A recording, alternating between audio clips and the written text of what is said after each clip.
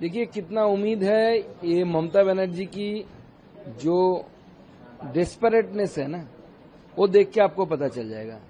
जितना इलेक्शन नजदीक आ रहा है, ममता बनर्जी का डेस्परेटनेस, उतावलापन, टेंशन, पेट के अंदर बटरफ्लाई जैसा एक्सपीरियंस होना बढ़ रहा है और तरह तरह की चीजें उनके भाषण में आ रहे हैं। यहां तक राष्ट्रपति शासन से लेकर सब कुछ आ गया जो हो सकता है या होने की संभावना हो सकती है डेमोक्रेसी में। सारी चीजों की बात ममता बनर्जी कर चुकी है। तो ये दर्शाता है कि भारतीय जनता पार्टी की सरकार बनने वाली है और इसीलिए ममता बनर्जी की बौखलाहट जो है वो बढ़ रही है।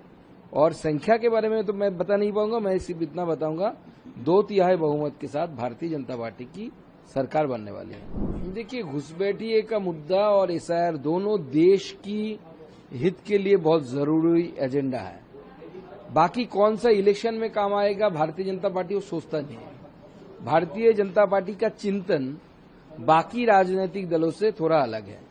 हम सिर्फ नीति के लिए मानते नहीं कि कंट्री फर्स्ट, हम सच में मानते हैं कि कंट्री फर्स्ट होनी चाहिए। भारतीय जनता पार्टी के लिए घुसपैठ और उसके साथ साथ एसआईआर जो दोनों लिंक है, क्योंकि घुसपैठी या एसआईआर के माध्यम से भी पकड़ सकते हैं।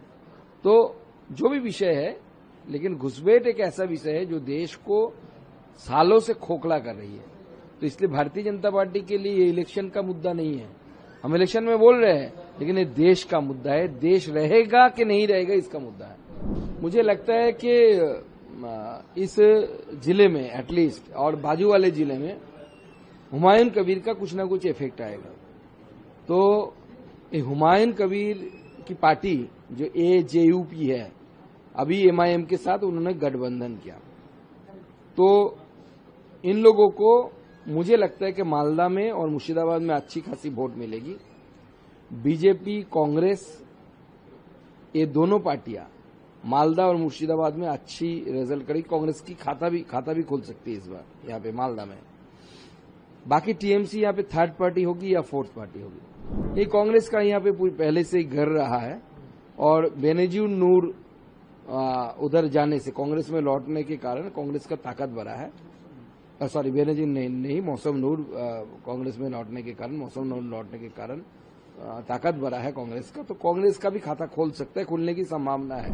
देखिए, क्राइसिस ज्यादा नहीं है, लेकिन क्राइसिस ना हो इसके लिए सरकार ने कुछ प्रावधान लाए हैं कि इतने दिन का बुकिंग आप नहीं कर सकते, 25 दिनों तक बुकिंग नहीं कर सकते।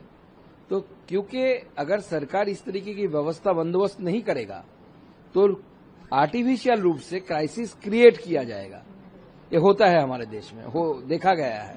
इसलिए सरकार पूरी तरीके से चौकन्ना जिसे बोलते हैं, हमारी सरकार चौकन्ना है।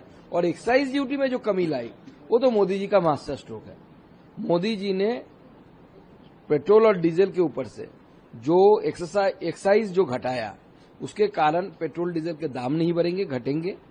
लेकिन अफसोस की बात यह है कि पश्चिम बंगाल की सरकार इससे पहले भी जब केंद्र ने 5 रुपया घटाया था, पेट्रोल और डीजल को 10 रुपया घटाया था, उस समय भी कुछ नहीं किया था स्टेट गवर्नमेंट ने, आज भी कुछ नहीं किया।